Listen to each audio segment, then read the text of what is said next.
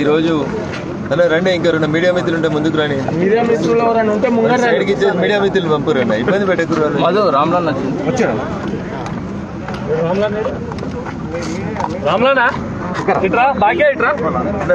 మిగతా మిత్రులు కొంచెం సైడ్ ముందు మీడియా వాళ్ళని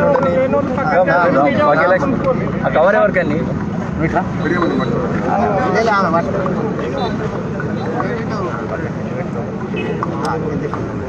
అన్న కొంచెం ఒక 2 వీలర్ ఉంటే తీసుకొచ్చి ముంగర పెట్టుదాం.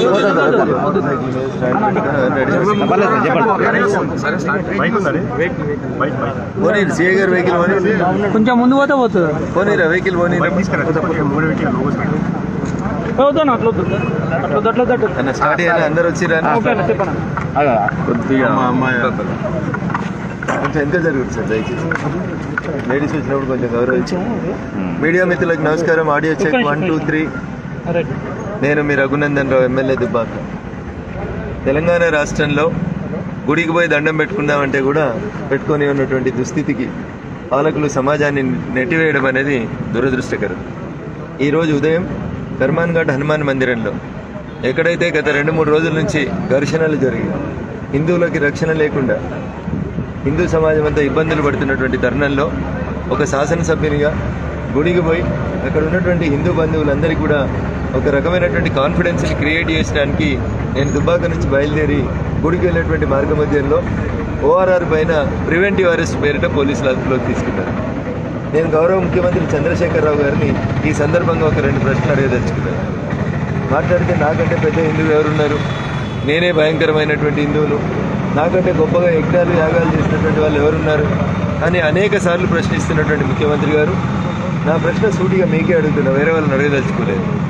గుడికి పోయి దండం పెట్టుకుని కూడా హిందుత్వం కాదు. గుడి మీద దాడికి వచ్చినప్పుడు గుడిని రక్షించడం కూడా హిందువుల ధర్మం.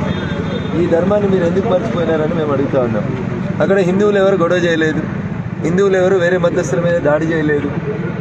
గోవులకు సంబంధించినటువంటి ఒక DCM బ్యాన్ ఆపే ప్రయత్నం జరిగినప్పుడు కానీ నాడు ఔరంగజేబ్ కనీసం హనుమంతుని గుడి లోపలికి రావడానికి ధైర్యం చేయలేదు. కానీ ఇలా ఈ రాష్ట్రంలో ఎవరి పాలన జరుగుతుంది? ఎట్లొచ్చిర్రు హనుమంతుని గుడి లోపలికి? ఔరంగజేబుకు సరిపోయినటువంటి ధైర్యం ఇలా హైదరాబాద్లో ఉన్నటువంటి ముస్లిం సోదరులకు ఎట్లొచ్చింది?